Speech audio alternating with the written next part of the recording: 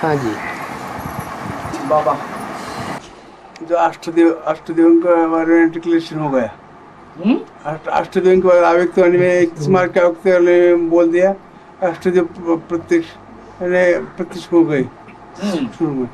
तो उसमें सिर्फ कुमार कुमारी आदि आदर कुमार भी आ सकते, आदर कुमारी आ सकती। क्यों नहीं आ सकते? आदर कुमार सरेंडर नहीं हो सकते क्या? है आदर कुमारों को सरेंडर होने के लिए मना कर दिया क्या? फिर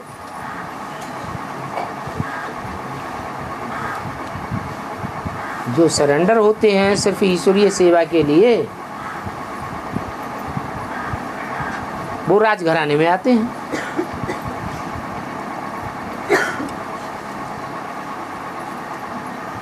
तो ये तो कोई नियम नहीं बताया कि अदर कुमार अदर कुमारियां सरेंडर नहीं हो सकते। और बाबा उनको सहजता से कैसे पहचाना जाएगा? सहजता से कैसे पहचान ले उनको? उनका मुख्य गुण कौन सा होगा? सहनशीलता और नष्टोमोह। नष्टोमोहा। सहनशीलता तो ब्रह्मा बाबा से ज्यादा किसी में नहीं थी। तो क्या अष्टदेव हो गए? नहीं हुए। और बाबा वो इस वक्त नए संगठन में होंगे। कौन? जो अष्टदेव बोला है प्रत्यक्ष हो गए। या बाहर भी हो सकते हैं बुद्धि से वहां पर रहकर। अगर बाहर होंगे भी तो भी अंदर आ जाएंगे। लास्ट सो फास्ट चले जाएंगे।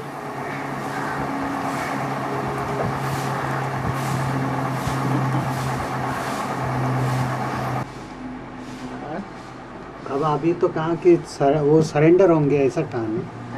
अष्टदेव सरेंडर होंगे ऐसा कहा ना? अष्टदेव नहीं, जितने भी 16,108 हैं राजघराने में आने वाले, वो सब सरेंडर होंगे। भले लास्ट में सरेंडर हो तो भी लास्ट सो पुरुषार्थ में फास्ट जाने वाले होंगे। और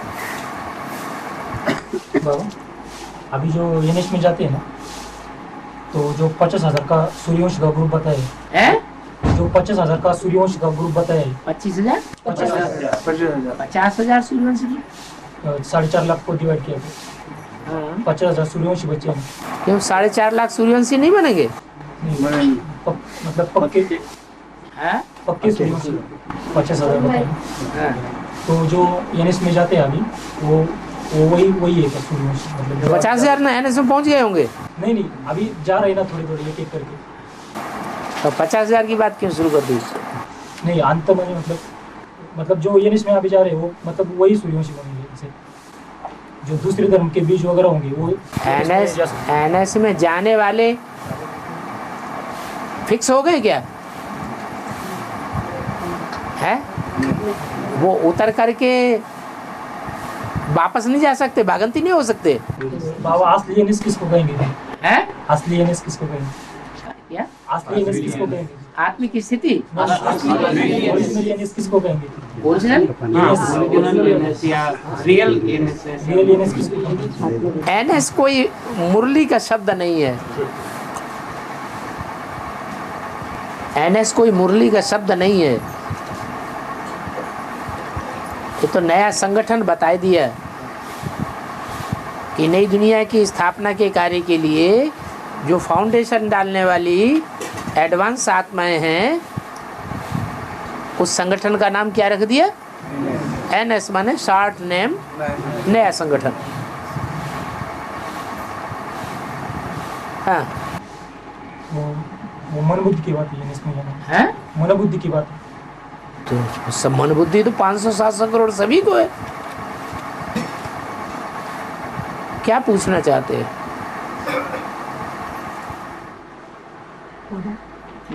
जो नए संगठन में जाकर फिर बाहर की दुनिया में वापस चले जाते हैं, उनका क्या फायदा फिर नए संगठन में जाने का? और नीचे गिर जाते हैं।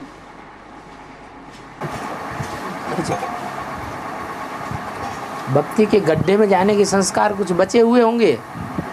तो वो पूरे हो जाएंगे। और टाइम वेस्ट मत करो, जल्दी जल्दी करो।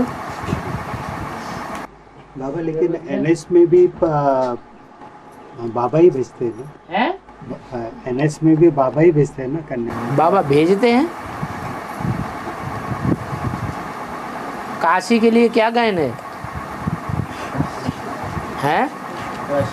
जो मरते हैं सो स्वर्ग में जाते हैं, तो बाबा मारते हैं। नहीं, हाँ, अभी जो एनएस में जो जाते हैं वो देह अभिमान से, देह के संबंधियों से, देह के पदार्थों से बुद्धियों को खुद ही तोड़ते हैं कि बाबा तोड़ते हैं? खुद ही तोड़ते हैं। लेकिन सिलेक्शन तो देह के बाबा सिलेक्ट करते हैं। माने बाबा पार्सलिटी ही करता है कि कोई को सिलेक्ट कर लेता है, कोई को रहने देता है। हैं? बाबा को समझता है ना इसमें क्या? इसमें देवान खत्म हो गया, देह के संबंधी छोड़ रहा है। तो प्रूफ क्या है इसका? अरे आखिर फिर भी प्रूफ तो वही निकलता है कि दुनियादारी से मोह नष्ट किनका हुआ है। नंबर वार जिनका मोह नष्ट होगा वो ही तो छोड़ छाड़ करके जावेंगे। और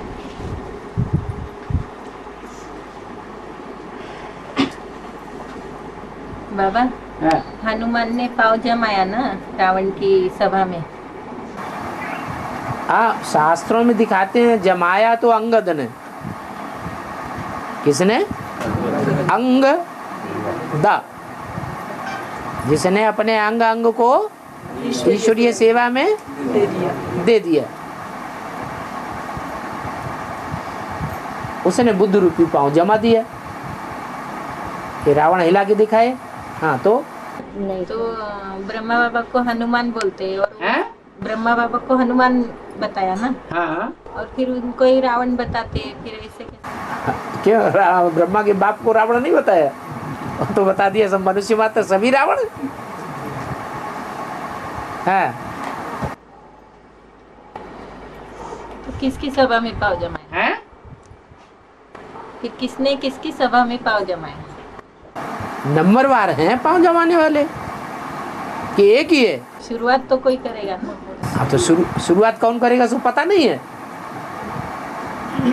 आखिर कोई नारायण बनेगा या नहीं बनेगा पहला? तो जो पहला नारायण बनेगा वही शुरुआत करेगा। है? वो पहला हनुमान हो गया। हनुमान गए तो पहला, महावीर गए तो।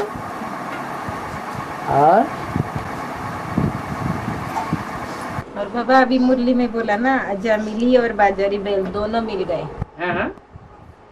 मुरली में आज बोला ना, अजामिली अजामिल। हाँ हाँ, अजामिली, स्त्री और पुरुष दोनों मिल गए। स्त्रियां वैश्याएं बन गई और पुरुष अजामिल बन गए।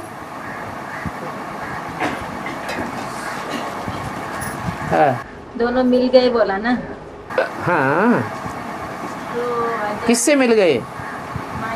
माया से मिल गए। माया जो बकरी का रूप है, मैं करने वाली है, उससे मिल गए।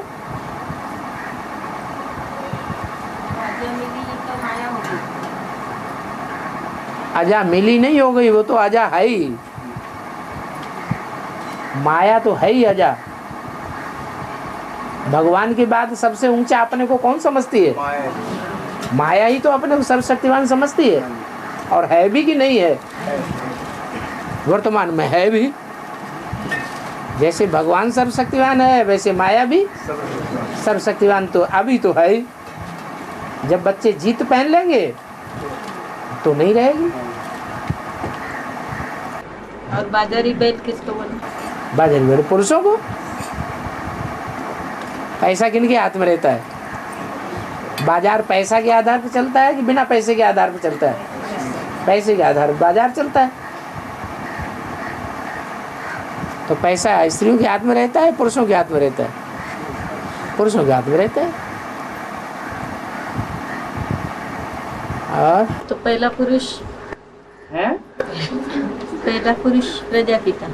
हाँ, तो वो प्रजापिता और कुमार का दादी मिले थे क्या कहीं? है यज्ञ के आदि में कुमार का दादी नहीं थी क्या? अगर नहीं थी तो कुमार का दादी प्रजापिता के नाम से इतनी डरती क्यों थी? जब एडवांस ज्ञान निकला, पहले तो प्रजापिता का प्यू का नाम बहुत बोलते थे, फिर बाद में बोलना एकदम, तो इतना डर काहे का था? किस बात का डर था? हैं? प्रजापिता का डर। क्या डर था प्रजापिता का? वो सच्चाई दिखाएगा, हैं? सच्चाई बताएगा। अरे अजामिली बनी होगी ना, तो नाक कट जाएगी ना। हाँ, और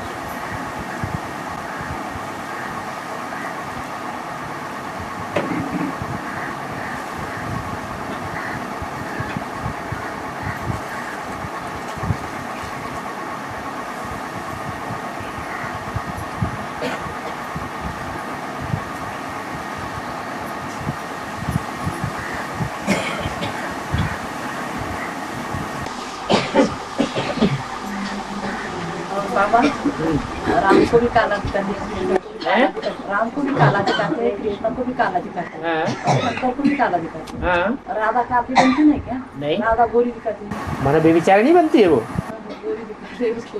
वो बेविचारिणी बनती है क्या? आज तो बताया काले बनते कैसे हैं ना? बेविचार से काले बनते हैं। कामना तो सतयुग में भी होती है। सतयुग में बच्चे पैदा नहीं होते क्या? भाभी बच्चे पैदा होते हैं। अंत तक राधा काली नहीं बनती हैं? अंत तक राधा काली नहीं बनती ना। कभी क्या नहीं बनती है? अरे दुनिया में 500-700 करोड़ पत्ते हैं, सब पत्ते एक जैसे होते हैं या अलग अलग क्रियाकलाप वाले होते हैं?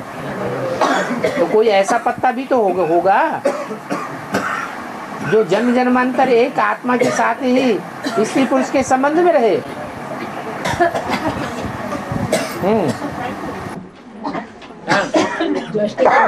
वो भी ऊपर नीचे हो रहे होंगे या ऊपर ही ऊपर चल रहे हैं? तो ऊपर बैठ करके, आकाश में बैठ करके एकदम अष्टदेव के पीछे ही पड़ गया।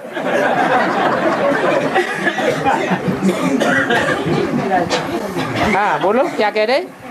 अष्टदेव है, हाँ, ऊपर नीचे हो रहे होंगे। ऊपर नीचे हो रहे होंगे। ऊपर नीचे जब हो रहे होंगे उस समय बोला कि अभी ऊपर नीचे हो रहे होंगे? अभी की बात पूछ रहे हैं। अभी की बात पूछ रहे हैं। तो बाबा ने अभी की अष्टदेव की बात बोली थी या कई साल पहले बोली थी कि जो अष्टदेव हैं वो भी ऊपर नीचे हो रहे हैं? अभी अभी आप अभी अभी डाउन, उस समय बोला था या अभी बोला है? उस समय बोला था।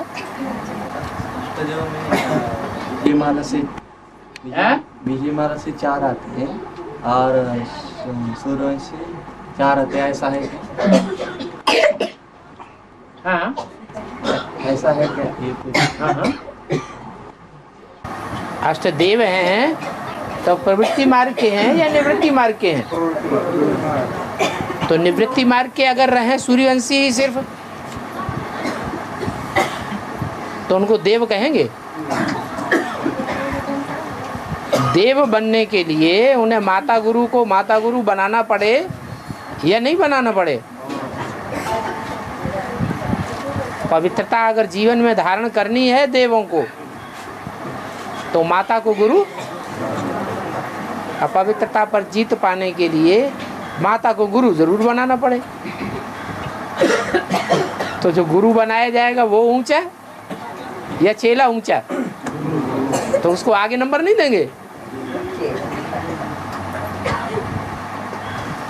इसलिए भारत में माताओं को आगे रखते हैं।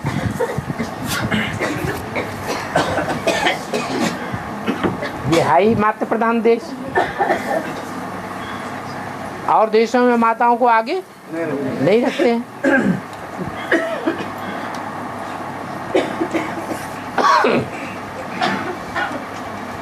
और अष्टदेव सभी फीमेल कोई जरूरी नहीं। आत्मिक स्थिति की बात है या मेल फीमेल की बात है? कौन से पुरुषार्थ की बात है? जो आत्मिक स्थिति पहले धारण करे वो यशदेव में आएंगे। जो अष्टदेव रहेंगे उसमें उनमें भी 4 लेफ्टिस्ट रहेंगे और 4 राइटिस्ट रहेंगे। 4 लेफ्टिस्ट रहेंगे और 4 राइटिस्ट रहेंगे। हाँ, पुरुष जो है वो राइटियस हुए स्त्रियों के मुकाबले या लेफ्टिस्ट हुए? लेफ्टिस्ट हुए। मतलब 4 ब्रह्मा को फॉलो करने वाले होंगे और 4 बाप को फॉलो करने वाले होंगे। ठीक है। जो सूक्ष्म शरीर है, ब्रह्मा बाबा के जो सूक्ष्म शरीर है, हाँ, और उनकी आत्मा है, उसमें आत्मा तो बलशाली होनी चाहिए, लेकिन अभी सूक्ष्म शरीर हावी होने का क्या? आत्मिक स्थिति उनकी बनी है? नहीं, बनी नहीं है। तो जो 69 तक जो उनका पुरुषार्थ था उसमें आत्मिक स्थिति की पावर ज्यादा थी या देह अभिमान की पावर ज्यादा थी? है? तो लंबे समय की पुरुषार्थी जीवन में लंबे समय की पावर कौन सी हुई? देह अभिमान की ज्यादा हो गई। तो देह अभिमान ही अंत तक उनको अड़चन डालता रहेगा। इस्लाम धर्म की जो आत्मा होगी उसको काम विकार ज्यादा अड़चन डालता रहेगा। मुस्लिम धर्म की आत्मा होगी उसको लोह विकार अड़चन डालता रहेगा। चढ़े जाके तो अमृत रस गिरे तो चढ़े जाके तो अमृत रस गिरे तो चकनाचूर। इसका अर्थ गिरे तो चकनाचूर। इसका अर्थ क्या हो रहा है? किसके ऊपर लागू होता है? माना जो पवित्रता की स्टेज में चढ़ता जाए तो अमृत रस का अनुभव करता जाए, मनन चिंतन मंथन ज्यादा चलता जाए तो खुशी आएगी या दुखी होगा? तो चढ़े तो चाके अमृत रस और गिर गया, शक्ति क्षीण हो गई, आत्मिक स्थिति से देवान में गिर गए तो मनन चिंतन मंथन चलना बंद हो जाएगा। और ये ब्रह्मा के ऊपर किसके ऊपर लागू होता है? किसके ऊपर लागू होता है? सभी के ऊपर लागू होता है।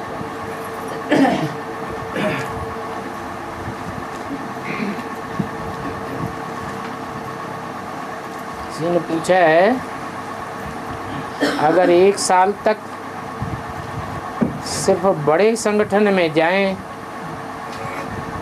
और छोटे संगठन में न जाएं,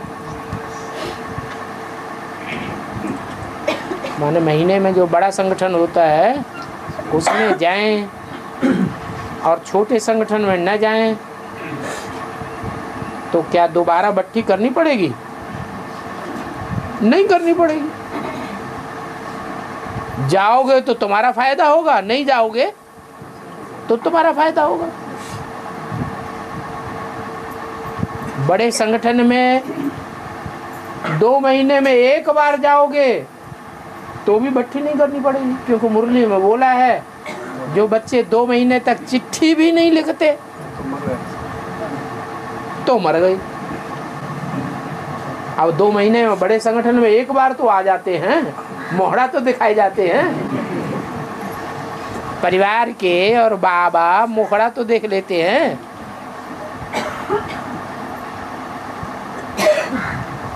तो मरे हुए कहे जाएंगे, जिंदा कहे जाएंगे? है जिंदा हैं तो जो जिंदा हैं उनको भट्टी करने की दरकार है? फिर नहीं। भट्टी करना माने गर्भ में जाना। जैसे वो 9 महीने की भट्टी होती है, बाहर की दुनिया से कनेक्शन कट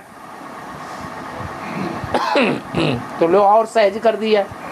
तुम तो 1 ही महीने के लिए पूछा और बाबा ने तो 2 महीने की छुट्टी दे दी। चलो 2 महीने में तुम 1 ही दिन संगठन करो, मत आओ। जितना कायदा उतना फायदा। रोज संगठन अटेंड करेंगे तो पक्के हिंदू धर्म की, और रोज न किया है दूसरे तीसरे सप्ताह में 2-4 बार किया तो कच्चे हिंदू धर्म के, और सप्ताह में 1 बार ही किया, संडे संडे या जुम्मा जुम्मा, तो कम से कम मुसलमान और क्रिश्चियन तो बने रहेंगे।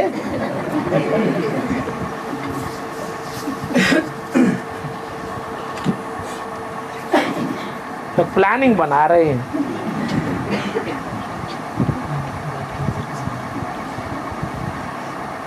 कि महीने में 1 दिन आए तो चलेगा क्या?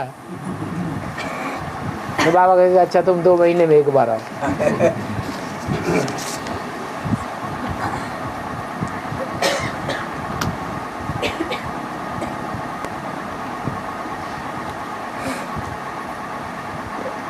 कोई मेहमान हमारे घर में आते हैं और कहते हैं हमारे पाँव छुओ, अगर हम पाँव नहीं छूते हैं तो उनको अपमान लगता है।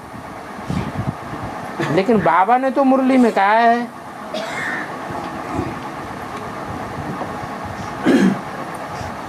किसी के आगे नहीं झुको। बाबा ने ऐसे बोला है? बाबा ने तो नहीं बोला।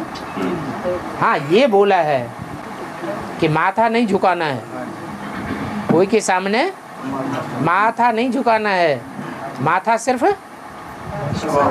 एक शिव बाबा के सामने झुका। तो माथा झुकाने का मतलब क्या है?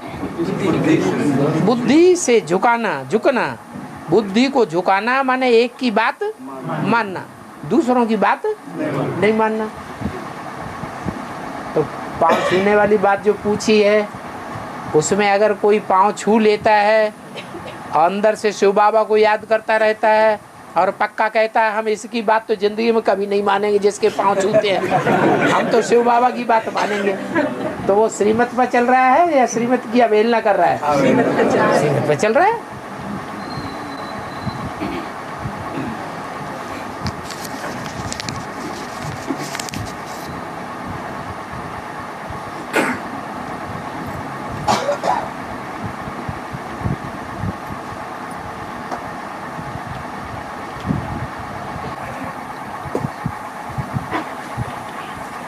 क्या पूछा है? विष्णु खड़ा हुआ। हाँ हाँ हाँ, खड़ा इसीलिए देखा है कि पवित्रता में खड़ा रहता है, पवित्रता में गिर नहीं जाता।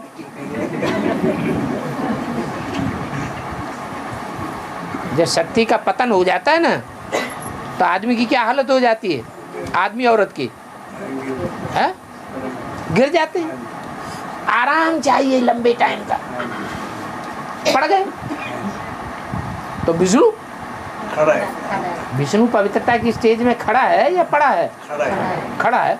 और ब्रह्मा जी और शंकर जी हैं न पड़े हैं न खड़े हैं, मीडियम में बीच में चल रहे, बैठे हैं।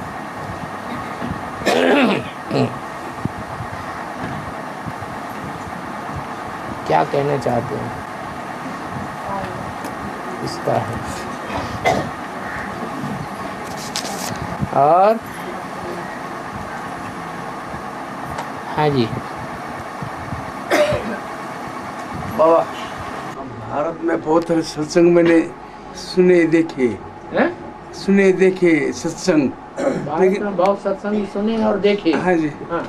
लेकिन एक ही सच्चा सत्संग है कि आप जब बाप संगम में आते ना, वह सत्संग है कि मैंने अपने मन में निदान किया और इसके लिए मैं किसी से भी बात करने के लिए तैयार हूँ। क्या कह रहे हैं ये? सही बात है। अरे सही बात है, सो समझ में तो आए। पहले किसी को समझ में आई क्या कह रहे हैं ये? आज कोई भी सत्संग होना दूसरा, हाँ, तो उसके साथ में कोई भी बात पे जवाब, प्रश्न उत्तर जवाब करने के लिए रेडी हूँ। और सत्संगों में प्रश्न उत्तर करने की इजाजत नहीं होती है। ये बाबा जब आते हैं तो कहते हैं कि प्रश्न उत्तर करो, कोई बात का अटकती है तो उसको पूछो, बोलना थोड़ा ही है। वो तो है। हाँ। और कोई सत्संग ऐसा बोलना चाहता है कि हम ऐसा ऐसा ऐसा करेंगे, वैसा करेंगे, लेकिन मैं कल अगर सही होगा तो उनको अपन करने देंगे, नहीं तो उनको ये करेंगे ना, रोकेंगे ना। हाँ वो कहते हैं कि अपना संगठन जो है वो सच्चा है, सत्संग है वो सच्चा है, दूसरे जो है उनके यहाँ इतना ये नहीं। अगर वो कुछ कहेंगे कि हमारा सत्संग अच्छा है तो मैं उनसे ये करूँगा, ये प्रश्न करूंगा कि तुम्हारे सत्संग में प्रश्नोत्तर करने की इजाजत है? वो कहेंगे नहीं तो झूठा है। और सत्संग में प्रश्नोत्तर करने की इजाजत है तो हम तुम्हारे गुरु के सामने प्रश्न करेंगे तो पता लग जाएगा कि झूठा है या सच्चा है। लेकिन तुम दुनियावी कोई व्यक्ति आ जाए जिसने साप्ताहिक कोर्स न किया हो, एडवांस कोर्स न किया हो, तो तुम उसको इजाज़त दोगे? वो ये भी पेज रखेंगे कि जैसे तुम हमको चैलेंज करते हो तो हम भी तुम्हारे सत्संग में आके बैठेंगे, हम भी प्रश्न करेंगे। और 7 दिन कोर्स करो तो ऐसे ही वो कहेंगे कि हमारे यहाँ के गुरु से मंत्र लो। ऐसे नहीं। हाँ। जब आपको हमारे सत्संग में आना है ना 7 दिन, वो भी यही कहेंगे अगर तुमको हमारे सत्संग में आना लेंगे ना। जब आपका से अगर आपका झूठ निकला तो हम शांति पीछे नहीं हटेंगे। अगर आपका झूठ निकला तो हम पीछे नहीं हटेंगे। पीछे नहीं हटेंगे? हाँ तो वो भी यही कहेंगे हमारा भंडारा चल रहा है, पहले खाना खाओ इसमें। हमारा ये नियम है, हमारे स्कूल का ये नियम है कि तो हमारा भंडारा चल रहा है उसमें खाना खाओ। पहला नियम ये। दूसरा नियम ये है कि हमारी सत्संग को अटेंड करो और जो गुरुजी मंत्र देते हैं वो मंत्र करो। मंत्र करने आगे क्या मंत्र फिर तुमको परमिशन देंगे प्रश्न पूछने की। अब तुम जो सर घुसराने लगे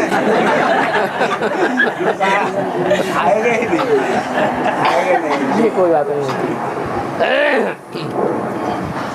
और चिट्ठी पीछे से दी है ना पढ़ने के लिए, पीछे से चिट्ठी बाबा आपने दी है ना, वो पढ़ना है। बाबा कहते हैं किसी के सामने माथा नहीं झुकाना है, लेकिन बाबा किसी को पीठ का दर्द है तो मैं उनको पैर से दर्द कम करने की कोशिश करती हूँ। ये अच्छा माने पीठ में दर्द है तो पाँव से दबा देती हूँ। हाँ तो लोगों को आराम मिलता है। हाँ लोगों को माने बहुत लोगों को दबाते हैं क्या? अच्छा जो पायड़ू बोलते हैं ना बाबा, पायड़ू पाय से पैदा होते हैं ना, उन लोगों से ऐसा आराम होता है, ऐसे बोलते हैं कि वो पाँव लगाने से आराम हो जाता है। हाँ हाँ तो लोगों को आराम मिलता है, लेकिन उनको पैर लगता है तो मुझे उनके पैर पड़ना पड़ता है, तो उसकी शूटिंग क्या होती है? उनको पाँव लगता है ना तो मुझे पैर पड़ना पड़ता है। ऐसे कोई बात थोड़ी हुई। शूटिंग संकल्पों से होती है या प्रैक्टिकल इंद्रियों से होती है? संकल्पों से शूटिंग होती है। तुम्हारा संकल्प क्या है? उनको सुख देने का संकल्प है या दुख देने का संकल्प है? उनको सुख देने का संकल्प है ताकि उनका दर्द बंद हो जाए। ये तो अच्छा संकल्प है। तो इसकी शूटिंग ये थोड़ा ही होगी कि वो तुमको पाँव लगाएंगे। तो जो पाँव लगाती है ना तो वो खुद उनका पाँव पड़ती है क्योंकि मेरे पैर लग गए, तो इसकी शूटिंग क्या होगी? पैर पड़ना है या नहीं? अरे पाँव लगाया तो इसका उल्टा जवाब ये नहीं होगा कि वो हमको पाँव लगाएंगे। ये संकल्पों की शूटिंग की बात है। संकल्प जो है तुम्हारा ये है पाँव लगाने का कि उनको सुख मिल जाए, दर्द बंद हो जाए। अच्छा संकल्प है ना, तो अच्छे संकल्प का रिजल्ट आपको अच्छा मिलेगा या बुरा मिलेगा? अच्छा मिलेगा। और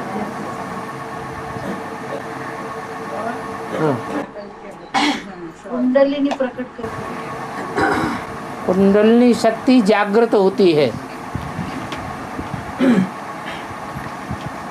ऐसे साधु संत महात्माएं बोलते हैं, कहते हैं कुंडलिनी जो है वो 8 चक्र हैं शरीर में, सर के तालू से लेकर के और रीढ़ की हड्डी के नीचे तक तो रीढ़ की हड्डी के नीचे कुंडलनी सोई पड़ी है, वो जागृत होती है तो ऊपर की ओर भागती है, और जो सबसे ऊपर का चक्र है सहस्त्रासार, उसमें प्रवेश कर जाती है तो सद्गति हो जाती है।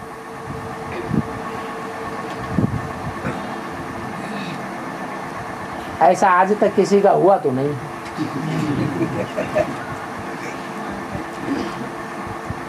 ये कपोल कल्पित बातें बनाई हैं। अगर एक का हुआ होता तो उसके चेलों का भी हुआ होता। ये कुंडलनी शक्ति कोई चीज नहीं है।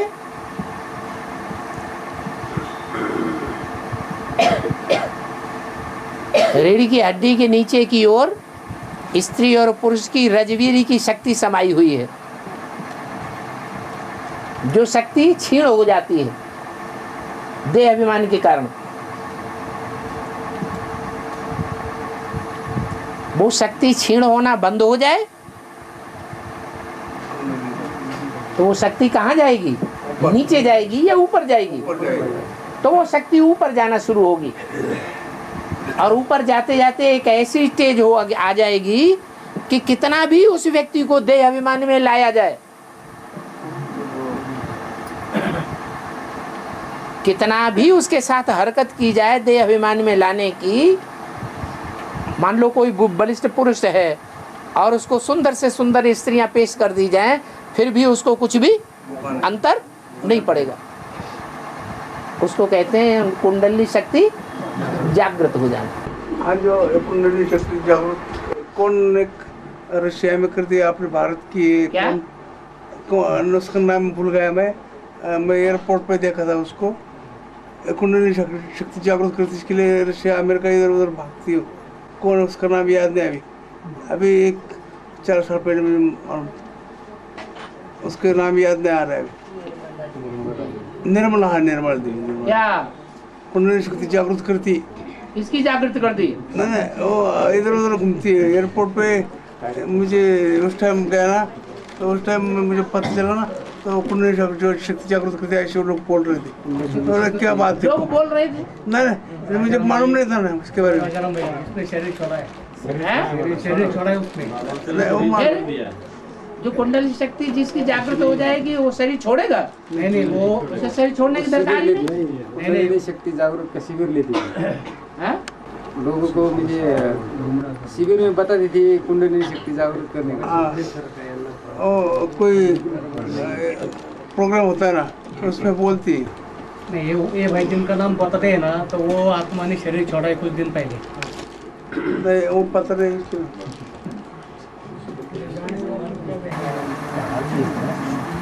ये सब कपोल कल्पित गाथाएं हैं।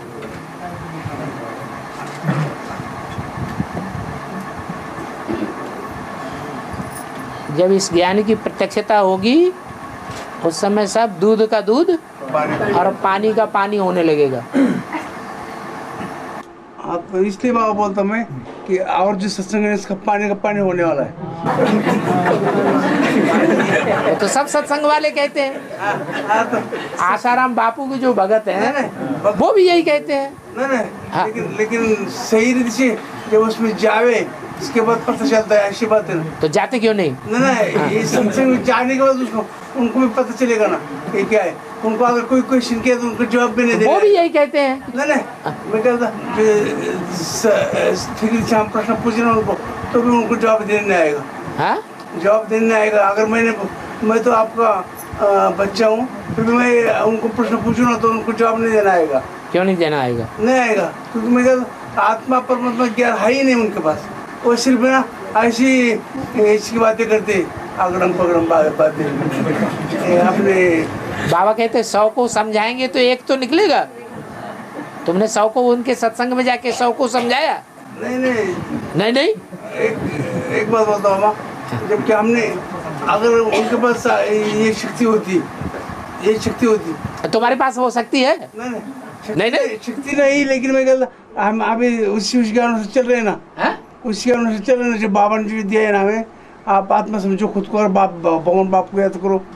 आत्मा समझ के भगवान बात को उनके पास क्या है? हमारा मंत्र याद करो। हाँ गुरु वो भी कहते हैं हमारा मंत्र याद करो। नहीं नहीं, लेकिन मंत्र याद करो, उससे क्या फायदा क्या आगे? हाँ तो तुम्हारे शिव बाबा को याद करने से क्या फायदा है? हाँ तो हमारा अगला जन्म हमें कौन सा मिलना है पता है ना? अगला जन्म हमारे को किसका मिलना है पता है ना? अगला जन्म हमें कौन सा मिलना है पता है ना? क्या अगला जन्म कौन सा मिलना है पता है ना? वो भी कहेंगे हमारे पिछले जन्म हमको सब पता है। ऐसा नहीं ना, पता फिर हमें पता। वो कहेंगे तुम जो कुछ बोलते हो कि हमारा जन्म ये होगा, नारायण का जन्म होगा, ये सब झूठी बातें हैं। झूठी बात कैसे? जबकि झूठ बोलते हो तुम, अभी झूठ बोलते हो तुम्हें अगला जन्म याद है। तुम्हारा अगला जन्म कौन से देवता का होगा कहाँ मालूम? मालूम है अगला जन्म, लेकिन मैं कहता सच्ची का तो होगा ना। कौन से देवता का होगा? कौन से देवता? ये नहीं चलो बाबा हाँ विदेश में एडम और ईव को मानते हैं, हाँ, दो ही मूर्तियाँ मानते हैं। हाँ और भारतवासी ब्रह्मा विष्णु शंकर सब तीन मूर्तियों को मानते हैं। हाँ? और तीन मूर्तियों को मानते हैं भारत में, ब्रह्मा विष्णु शंकर। तो माता पिता को नहीं मानते? तीन मूर्तियाँ जगत पिता जगदम्बा को नहीं मानते? फिर क्या बात? देश जैसे वो मानते हैं मानते हैं एडम ईव को, वैसे भारतवासी भी मानते हैं जगत पिता जगदम्बा को। विदेश के बाबा माता बोलते भी हैं जगतम पितरम वंदे पार्वती परमेश्वरु। ये हमारे जगत के आदि माता पिता हैं। और बाबा भगवान वाच त्रिमूर्ति शिव है, त्रिमूर्ति शिव भगवान वाच। हाँ तो तीनों मूर्तियाँ भगवान हैं। देश विदेश में एडम ईव को मानते हैं, भारतवासी तीन मूर्तियों। तो ये क्या है विदेश में? भारत आप पूछना क्या चाहते हैं?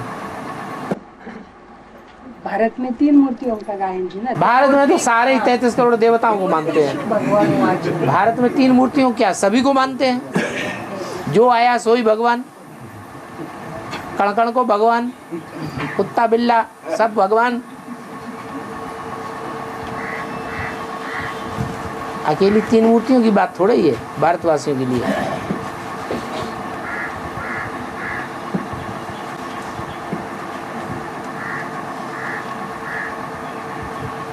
और